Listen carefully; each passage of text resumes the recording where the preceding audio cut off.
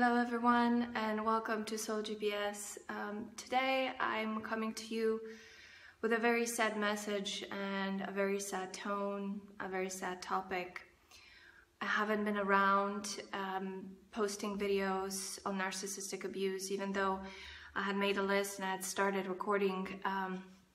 I got some really sad news last week when I was in California that my dad unexpectedly passed away in the middle of the night due to a heart attack. And so today I wanted to talk to you about where I am, what I'm doing, and also explain to you the grieving stages that I have been going through so far. I know it's only been 6 days since he had passed, but already so much has happened within me and around me. And also just observing how others are coping and studying the subject, of course, always. And wanted to offer you some tips, some pieces of advice, maybe hopefully, that could benefit you in the event that, knock on the wood, you are going through, or you may be going, or you may have gone through a similar experience when you are going through and processing the death of a loved one. So first of all, just a quick update about where I'm at, what's happening. So I was in California last week. I was beginning a second leg of my deep self-inquiry journey. The first one was down in the Balkans this summer, and I was going to fly out to New Zealand from California to spend the month of October there. And then after that, I was going to stop by in Australia and then head over to Southeast Asia for the winter, returning back to Europe in the spring. So I'd canceled that trip to be back home. And I'm very grateful that I did that. It was a really surreal experience having found out about my father's death. It was completely unexpected because he was actually in really good physical health and he would take frequent walks, but he was also too much of an optimist. I think his belief in his state was a little overinflated, so he would avoid the doctor even though he didn't feel well, because he thought that he could fix it. I have a very similar approach, so I'm hoping that in the future I don't make the same mistake as he did, and I seek help. And seeking help is actually also part of the grieving process. I'm going to get to that. So what are the stages? First of all, I just want to say that, to me, one of the first things that I've noticed after experiencing the first shock and feeling it was kind of like an implosion inside, like this dark, gooey mass just sort of penetrated my head and moved down my spine and then lodged deep in my gut. And it was like this heavy bowling ball of a feeling, of a sadness. And it was a really deeply sad, not numbing, but it was kind of like everything just paused, just everything stopped. Like things were moving around me. I was at a cafe shop reading my emails when this happened, when I found out. And like the world was still going around, but everything within me was kind of frozen. And it was an immediate switch of perspective where things that I was worried about, things that were on my mind that were kind of mundane, just suddenly, like all of it didn't matter anymore. And all that mattered was life, and all that mattered was connection. All that mattered was, how's everyone else doing? What can I do? Where's my daddy? Where's my daddy? I was just seeking out his spirit. And as an empath, I think it allowed me to connect with him fairly quickly.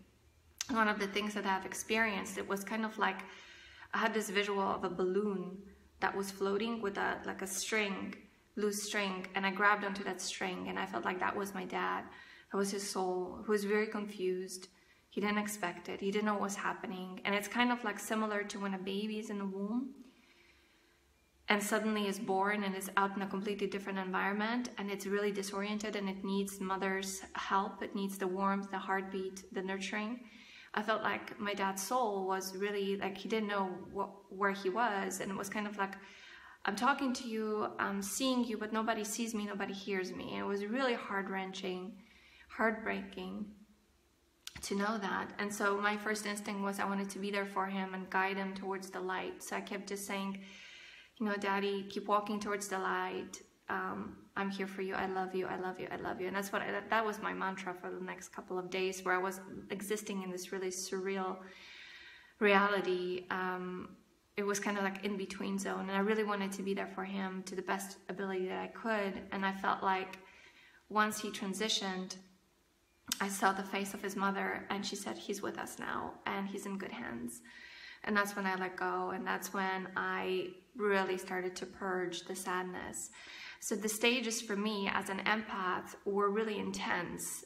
The feelings were coming down really strong. And you know, for all of you who have watched my channel, I've gone through a really deep betrayal, narcissistic betrayal, by someone who I thought was going to spend the rest of my life with me last year, which was in September. So it's kind of like we're coming full circle. And I just made a video, actually. My last video was about, you know, returning back to the same place where that breakup took place, and kind of like reevaluating my journey after a full cycle of the Earth's journey around the sun. And now here it is, another tragedy. And I almost feel like, having been through narcissistic abuse and that tremendous pain has in some ways given me the tools to deal with this better now. And one of the things that I wanted to talk about in the stages, which number one, it's usually first denial. And yes, I went through that. I just kept on reminding myself, like, my daddy's dead. He's no longer here. Like, he's no, I couldn't believe it. It made no sense.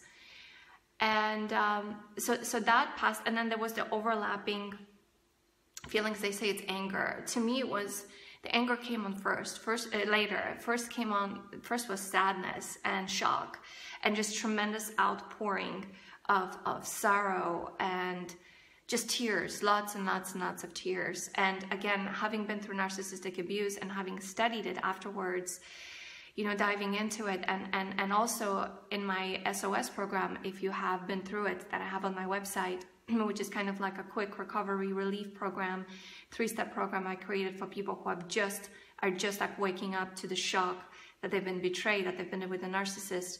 I talk about the feeling, the importance of feeling it in order to heal it. And it's like, nothing could be closer to the truth. It's so true.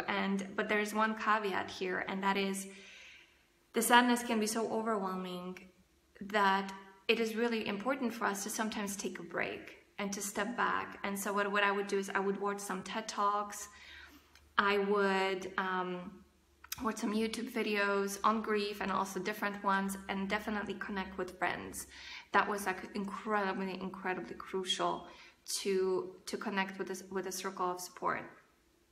So the stage for the empath, I would say, would be to just go deep. Don't be afraid to feel those feelings. Don't be afraid to let them pour through you. And the more they'll pour through you, and the deeper you go, even if you like end up screaming, like I did that, I was screaming into a pillow until my throat hurt.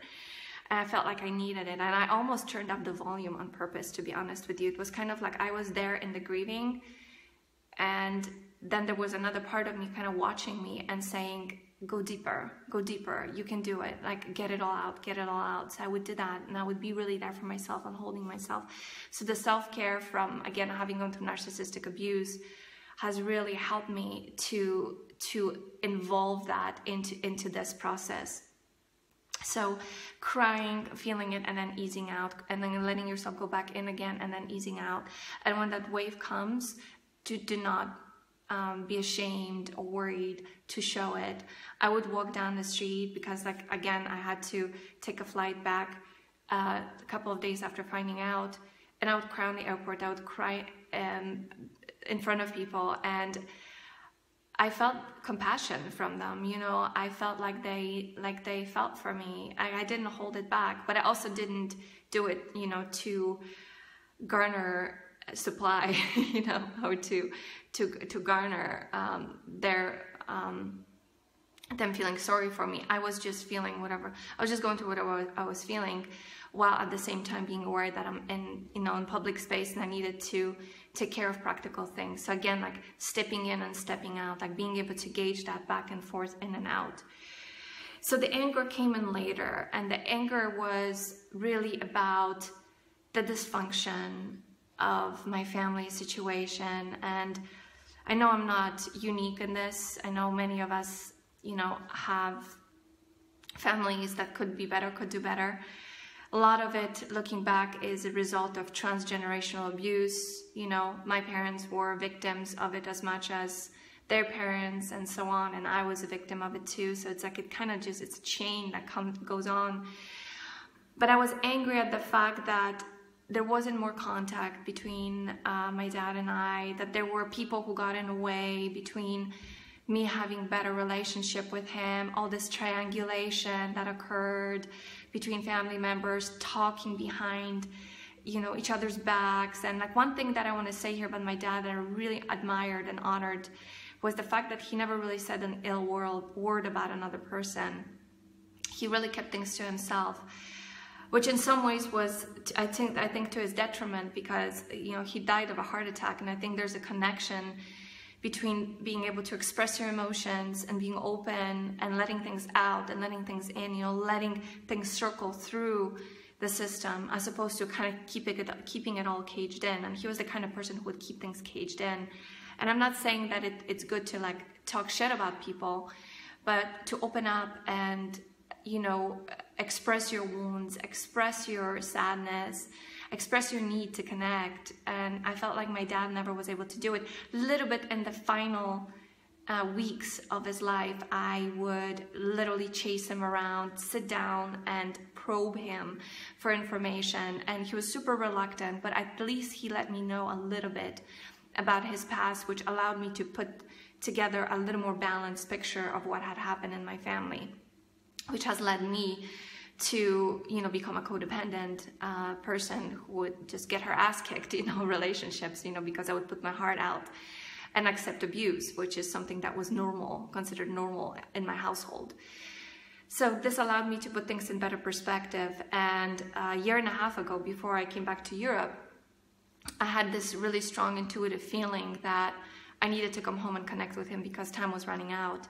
And it was really weird because, again, logically, I had no reason to think that anything was wrong, but intuitively I knew. And what was another weird thing that happened was that 2 weeks prior to his death, a week prior to my departure, I started to feel weird chest pains on the left side. And also my left rib came out and I was in a lot of pain, that my whole left side here was in pain. And I was also experiencing stomach pains, and I didn't know why, because I didn't really have a reason, like logical reason for it. So I researched it, and what kept coming up was heart attack, you know, left side, chest pains. And I'm like, I'm too young to have a heart attack, and I'm a vegan, I am, you know, I've been to a doctor and recently, and everything seems to be going on. Like, why am I feeling this? And now looking back, I'm wondering whether it was some form of an intuitive feeling that, you know, a person that I'm intricately connected with as my parent, regardless of how strong our connection was on an emotional level, that maybe that was something that was precipitating and I was picking up. I don't know. I also felt that I wish that I had an extra week prior to departing Poland, and it was exactly during that week when did that happen. But I'm glad I'm here now and I'm able to really connect with him. I'm actually shooting this video from his apartment, from his suite where he lived, and it's good to be here. As painful as it was at first to come here and cry and connect, I also feel really good and really strongly about the fact that I'm not running away. Instead, I'm running towards. So the anger came in later, and how I dealt with it was I held it. I just let it be there. And there were times where I would put on heavy metal music in my ears. I love that. That just helps me release. And I would just take walks and listen to the music and just feel the anger. And I really wanted to scream. I really wanted to like beat up you know, like a boxing pillow or something, but I just held it. And it was an average, I felt it about 3 times when it was really intense. On average, half an hour to an hour was how long it took for it to dissipate. But again, I wasn't pushing it away. I wasn't rationalizing. I wasn't also excusing the people who have prevented me in my life from having a better connection with my dad. I know that they had their reasons for doing it, but I was making no excuses. I was just feeling the anger, and literally it just like, it started to dissipate and break apart and dissipate, and more space was opening up within me. So that was really good. And then the sadness, which is where I am now, is I'm kind of like, I'm moving in and out between sadness, and I don't know if this is the bargaining that they talk about in the 5 stages of grief. I don't exactly understand bargaining, but it's kind of like I'm trying to, you know, make peace with it and continue having a connection with my dad, and then also allowing myself to experience all the emotions. And it's really interesting also that I'm noticing different ways of dealing with the loss on different levels, meaning in this 3D physical reality, it's the hardest because things are transient. Whereas when I connect to a spiritual, mental, higher level reality, I don't feel lost at all. I actually feel like I'm more connected with my father now than I was before, because now he's with me here all the time. Versus before, I would only have him when he was available, you know, when I could call him and so on. And now I feel like he's here all the time. And I'm able to also access in a really strange way the nature of that reality in which he is in, which has no bounds when it comes to space or time. And that was another really beautiful moment I had with him, which was that I felt that because he was able to now travel into the past and into the future without any limitations, when I gave him the permission to enter in and really get to know me, and he did so, I felt like kind of like a penetrating light. And I felt like he really got to know who I am, because we didn't really have a chance to get to know each other that well in this life. But I felt like now he could do it with a split second. And I felt like he just said, like, I love you and I'm proud of you and I see now who you are, you know, and I felt this acknowledgement. And, you know, most of my life I have felt this tremendous absence from not having a father figure that was really strong and present in my life, because honestly, my dad was pretty neglectful as a father. You know, he had his own issues. He didn't know how to connect emotionally with me and then with us. And then he had also other reasons for it that I'm not going to get into right now. But, you know, I felt like now he was able to do it, if that makes sense.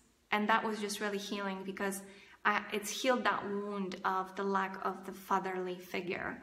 And I feel protected by him. So that pillar of self-protection, which is what the father is supposed to imbue within the child, whereas mother imbues the pillar of self-compassion, I feel like the self-protection is really intact within me.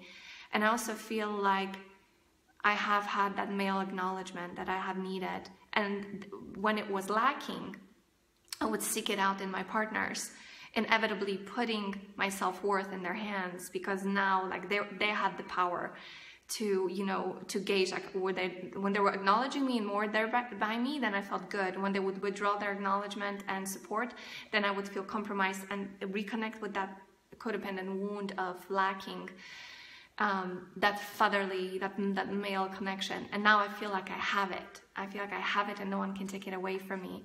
And my dad is here by my side all the time. So it's a priceless way of, I think, transmuting the loss towards gain, you know. So again, it's different on different levels. When I'm here walking hard on the ground, I'm aching, I'm very sad. I feel his loss. I feel the emptiness in my life for not having him. But the moment I transition to a higher level, I'm like, oh, here he is. He's here all the time. He's with me. So I wanted to share that with you. So yeah, letting the feelings move through you, really important. Don't stop them. Let them move. And the emotions will be like your GPS. They will bring up things, that may be still unresolved and so on. So pay attention to that. Now, I wanted to tell you a little bit. I don't want to get too deeply into this because I just don't, just due to sensitivity reasons. But I wanted to mention to you what I've been noticing with respect to how narcissists or people with narcissistic traits, borderline traits, have been coping with loss. And just really real briefly, I'm seeing that they're not very capable of connecting so deeply with their emotions, and there's a tendency to run away and be more in that denial stage. With the people on the narcissistic spectrum, what I've been noticing is that they seem more normal. They seem kind of numb. They almost cope with it too easily, I would say. It's kind of like strange. And then there is an element of, look at me, I'm suffering. It's not about, I've just lost a loved one. It's more like, I am suffering, I need attention, I need, it's me. So I wonder if you guys have had similar experiences.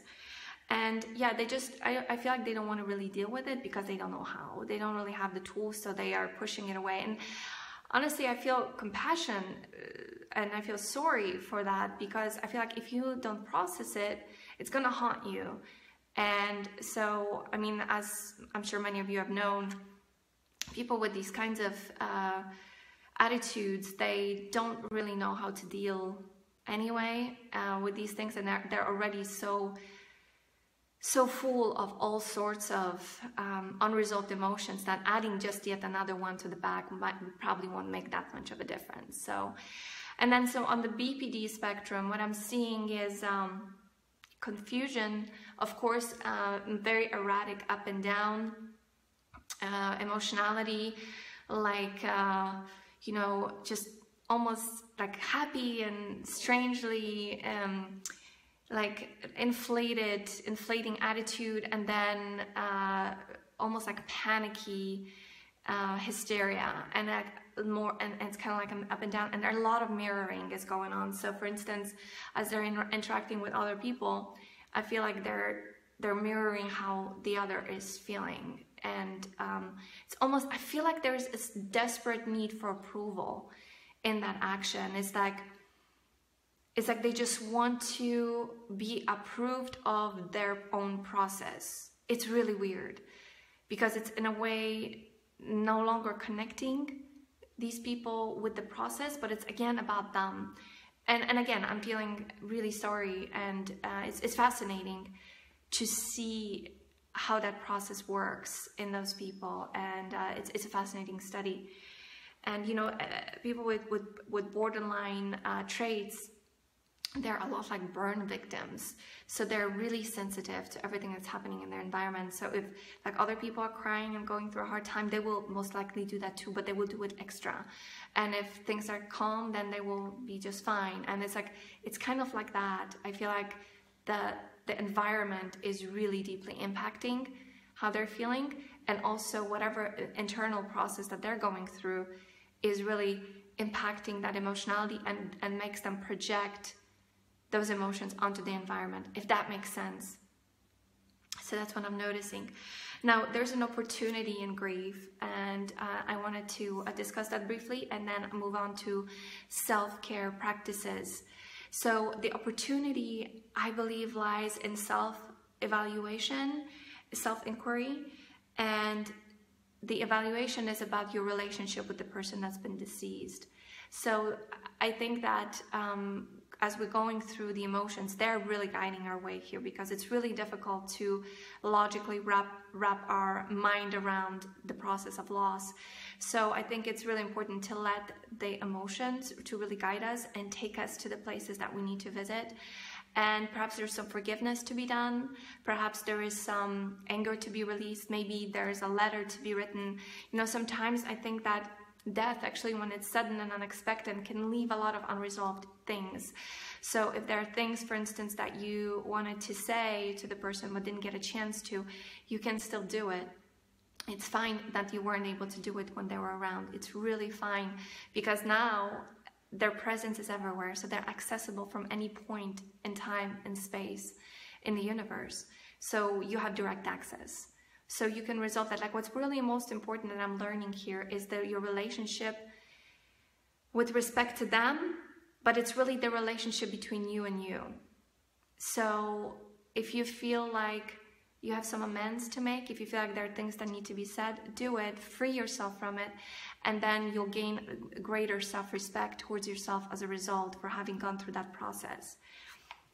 So I think that is a really tremendous opportunity, and again, the process will take you places where you need to go. It's going to tell you what needs to be revisited, reevaluated, and so on. Now, with respect to self-care, I would start with breathing. Because when we're feeling all of these deep emotions, it's really easy to like get your breath stuck in the upper part of your chest, and that can lead to hyperventilating, which can then affect our cognitive functions and make us very illogical, act rash. Also, don't make any decisions, important decisions, if you can, while you're going through the hardest of the times. Just let things settle. You can always write things down. For instance, I'm feeling like I want to do this or that, but don't act on it. Take it some time. Sometimes within an hour, we can make a 180-degree turn with respect to what it is that we now want to do. So take note of that. Don't be rash. Take your time. Make space for yourself to grieve. And it's really important to really take care of yourself in this process. Like, it's really important to have compassion for other people, and of course, extend your care, but also be able to receive other people's care, and especially your own. So number one is breathing. Number two, stretching. It is so easy for our bodies to accumulate the emotions, and if we don't move it, it's kind of like stuck pools of water that are going to start collecting sewage, and mosquitoes are going to start laying eggs in it. You know what I mean? So it's like we need to let things circulate. So I found gentle stretching. I've been a yoga practitioner for many years, so I've been doing yoga stretches primarily, but sometimes just opening up my chest and taking a deep inhale as I'm walking, or folding forward and just allowing myself to rest, my belly to rest on top of my legs like this, and swinging back and forth, and opening my neck, and just doing these very gentle stretches while bringing in oxygen and air into these places really is allowing the stuff to move. Especially because I have noticed that chest pain is abating, but it's still there a little bit. Stomach sensitivity is still there, and my old injuries are flaring up. So my lower back, sciatica, I have a shoulder injury, neck injuries, and full of injuries. So all of them are like really, really screaming right now, and I'm feeling it a lot at night. And now plus I'm jet lagged because I just switched time zones again. So I can't sleep in the middle of the night. Everything hurts. And I will admit that I do have painkillers with me on my... I don't generally like to take drugs. I don't like to numb the pain.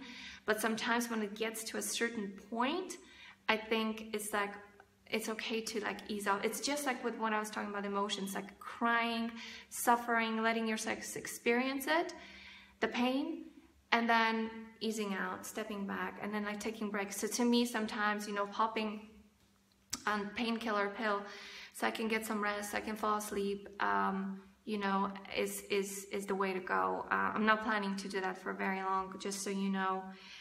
Another thing is walking. So I've been walking to the cemetery, and to be honest with you, I love being there with my dad and talking to him. I'm not the kind of person, for some of you, it might be easier to avoid that place and just grieve at home because everyone has their own process. For me, I noticed that being with him there physically brings me a lot of peace. So I walk, and as I walk, I listen to music, or I walk in silence, and I just let my thoughts arrange, and sometimes it's chaos, sometimes it's a little bit better, easier, but I find that walking really has been very therapeutic. Next thing is nutrition. Really good to take care of your eating habits. You might not feel like eating a lot, and I'm there with you, but when I do eat, I try to eat whole foods, eat fruit, veggies mostly, eggs for protein. As I mentioned, I'm a vegan, but I call myself a functional vegan, so I do eggs for protein. one of those blood types or whatever, I can't do full vegan diet. I tried. It's just after a week of doing it, I get so fatigued I can't move. So I found that eggs are helping me to supplement my diet with extra protein. Supplements, I've been taking A, B, C, D, you know, all of these vitamins, E2, and also omega-3s, just to, because my brain is, I know it's going through trauma right now, and I might not yet fully realize it now, but I will later. So fortifying my brain with omega-3s, and also taking eggs fully, so eating the yolk for the choline. I find that to be helpful. What else? And magnesium, just essential to relax the nerves, relax the nervous system, and help the cells to be more agile. Because again, we tend to like tense up and hold things in when we're going through very difficult emotional processes. So that's another thing. I laid off alcohol. I'm not a heavy drinker, but every once in a while I like to have beer in the evening. Like my brain is really active, so it helps me to relax. So I have made a vow to lay it off for a while. And because I don't want to numb anything, I don't want to run from it, I want to process it all as it's happening right now, so that there is no or very little residue later. And I just want to continue working on having a very deep spiritual connection with my father now that he's not here anymore, you know, as opposed to not dealing with these emotions and then let them flare up later. Say if I'm in a relationship, or you know, if I find myself dealing with a loneliness issue or anything like that, you know, I just want to clear that space. I try not to numb myself with, like, the only thing, like I said, was taking a couple of times taking some painkiller because my back was just hurting too much. So that's that. And then finally, really important, journal, talk, connect. So get your thoughts out on the paper if you can, even if it's chaotic, even if it's just a little page. Better yet, talk to your friends, talk to your family, get it out of your system. Don't do what my dad would do. Don't hold it in, don't cage it in, talk about it, open up. And people mostly, you know, especially when it comes to a loss of a loved one, can really relate, because we all have either gone through it or we will go through it. So it's a really human thing that connects us all. You know, death is like the ultimate connector, equalizer, and leveler. It really puts life in perspective. I think it's one of the greatest teachers that there is. And if we make it so, and if we honor it, I think we can have a deeper, more fulfilling life. And with respect to connection, I would say, you know, this is an opportunity for family to come together and to clear a lot of issues that might be lingering from the past. If at all possible, use this opportunity to break a family legacy as much as you can. You know, my family, as I had mentioned in other videos, has its own levels of dysfunction. And one of the things I really try to do is to reach out to everyone, like pull out a blank sheet and just reach out, and not bring the past into the future, into the present moment. And how it's going to manifest in the future, we shall see. But at least it's kind of like you have, you know, a stew, you know, and it's kind of old, and it's like maybe doesn't smell too well anymore because it contains all the issues from the past. And here you have this opportunity to like clear some of it out, add some more freshness, add some new water. That would be such a nasty stew, but that's probably a horrible metaphor I'm using. But you get the idea, is to bring in some freshness, because like later on you may look back and you'll see that maybe you have planted some really good seeds by reaching out to those people in grief. Because again, it just strips us of all the bullshit and the numbness and the residue of the past.